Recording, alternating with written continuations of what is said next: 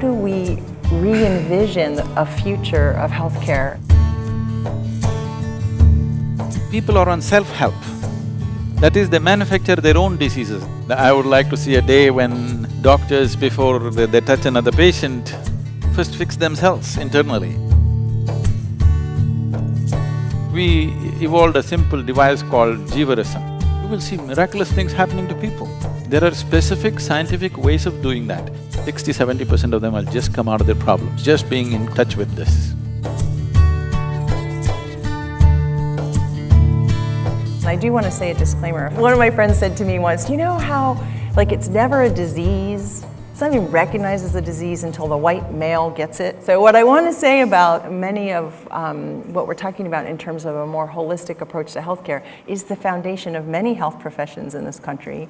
Nursing, many health professions are based in those beliefs, but it's not the dominant paradigm. So the dominant medical paradigm is we have a disease that we have to fight. And it's revealed in the language that we use, antibiotics, antipsychotics, anti. The concept that disease sits over there and the job of medicine is to fight that battle and win. So this whole concept and this approach to modern medicine has come because you need to understand when they thought of medicine, when they thought of developing some kind of medicine and a system of medical treatment, their problem was only with infectious diseases and contagious diseases. How to treat the plague, how to treat the smallpox, how to treat this. Nobody ever thought of a diabetes or a hypertension or a cardiac problem. They never even considered those things. That did not exist in their radar. In their radar, only infectious diseases did exist. That has to be handled on a war footing, no question about that. Because it is a war. An infection means it's an invasion from another organism upon our own system, and you have to use chemical weapons. You can't shoot them. So, this whole medical system evolved from the need to handle infectious diseases, contagious diseases which were taking a huge toll on populations in those times. But today we have come to a place where people are on self-help. That is, they manufacture their own diseases, they don't wait for any infection to happen to them. Because now they're on self-help, they need another system of medicine, another way to approach it completely, which is the shift we are struggling to make right now. Well, and if I may, I looked at Dr. Schneiderman because Ralph does a wonderful job of giving kind of the scientific history of the medical paradigm, and as you were saying, I won't do this nearly as well as you will, Dr. Schneiderman, but that, in the late 1800s, germ theory, right? So our find it, fix it approach of the medical Mainly paradigm, infectious diseases, that was their concern. and I'm making gross generalizations, but the dominant medical model is still designed, our core competency is still designed on the find it, fix it approach, which is clearly failing. In Western medicine, we're taught to diagnose and treat the diseases of the body, the diseases of the mind. But we have missed that the doorway to the health and healing of the body and mind is really, in my opinion, the heart and the soul. So how do we re-envision a future of healthcare where there aren't those boundaries? See, the ideal is one thing and what we can do today is a different thing, okay?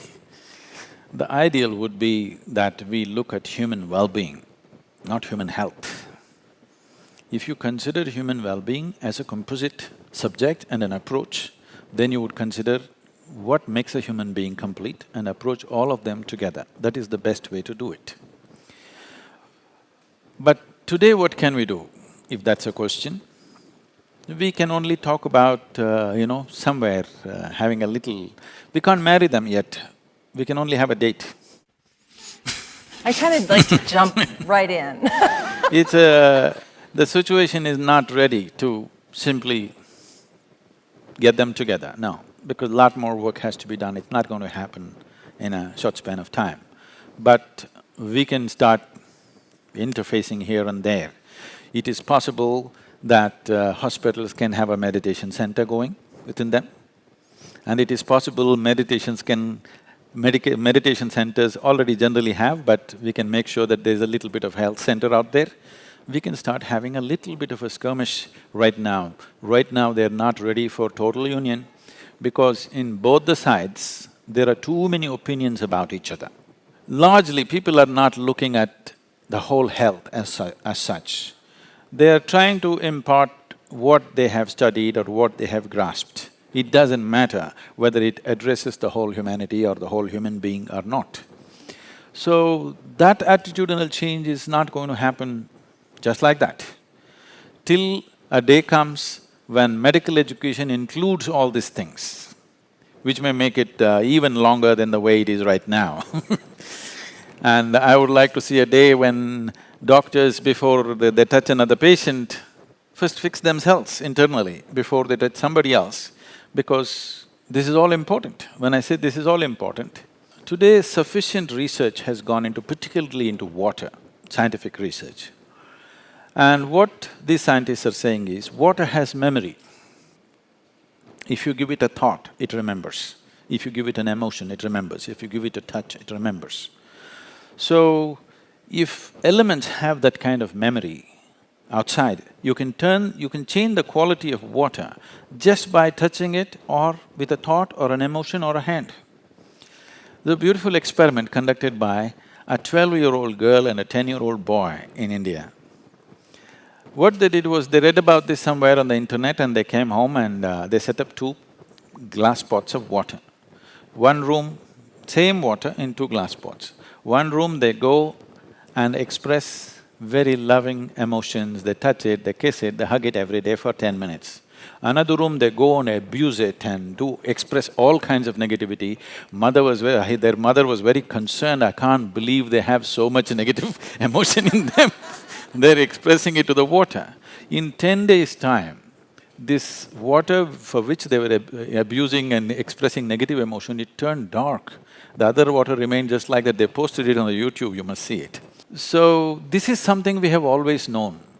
In India, in part of our life, nobody in traditional Indian home ever drinks water from a tap. It doesn't matter whether it's potable or not potable. Even if it's said potable, it is not.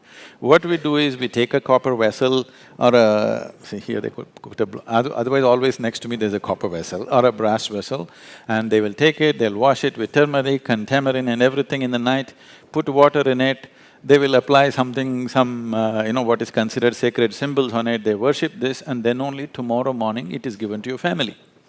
Because water has memory. They're saying if the water is pumped through the pipe, if pumped through the pipe and it's taking 50 bends by the time it comes to your house, by the time it comes to your house, 60% of it, the molecular change in it is such that it is literally turned into poison. But if you take it in your glass and hold it for about 20 minutes, it will undo itself. But just the forceful pumping, not contamination, just the forceful pumping is making the water in molecular structure in such a way that it's harmful to human health. So if you're doing that to the water, if you're treating this with all kinds of emotions and negativities and, all kinds of abuse to yourself and to others, the water here also behaves the same way. So in India, we have a word called tirth. Tirth means consecrated water. You can consecrate the water in such a way. There are simple ways to do it. We evolved a simple device called jivarasam. Jivarasam means the juice of life. This is the juice of life is water. And if you treat the water with this jivarasam and then drink it, you will see miraculous things happening to people. This is not new. Always every human being who lived on this planet with a certain connection with nature around him always knew this. So one of the things that we can do, particularly for people who are going to war and coming back, whatever, war is the most extreme situation that human beings can create by themselves. For other things, you need nature's help, People who have been put through this ringer, if they're coming in broken states, one of the best things you could do is all of them compulsorily should go through at least 1 month of living on a farm, being connected to the soil and water and air around them, putting their bare hands into the land and doing something simple. Just being connected. I must tell you this experience. We had a yogic hospital in our yoga center in India. We called it Yogic Hospital.